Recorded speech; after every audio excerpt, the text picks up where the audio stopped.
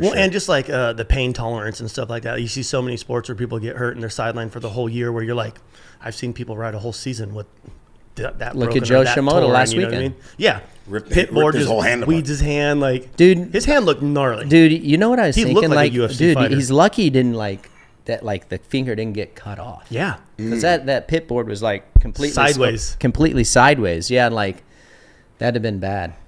I mean, but the fact that he's able to just go put on this like makeshift cast wiring harness and then just go right back out there, because Joe Cancelleri is his trainer. He's in here every morning. Yeah. And so I was like, let me see the photo. And I'm like, oh, I wouldn't be able to ride. Yeah, He's like, no, that's the way these guys are different. Yeah, like what Twitch was saying, it's like they don't get enough credit for the, like how they ride injured and the severity of the injury. Yeah. I mean, whether it's a torn ACL, what have you, obviously a little bit different in traditional sports, stick and ball, where you really like you're pivoting on your legs a lot more. So the ACL is going to be needed quite a bit more. But these guys don't get the credit that they deserve for sure, and damn sure don't get paid what they deserve for the risk that they take. Yes.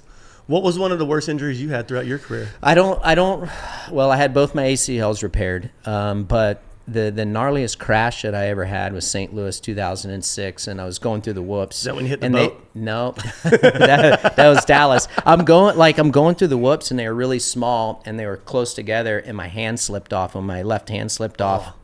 The bike rotated forward, and my knees got caught on the handlebars, and my hands got kind of caught, and I couldn't put my hands out the block. And as I was going into the whoops, still to this day, and these memories, the memory is so vivid to me. I'm going over, and I'm just like, oh my God, like just please let me walk away from this. Yeah. This whack, like that, my head went down.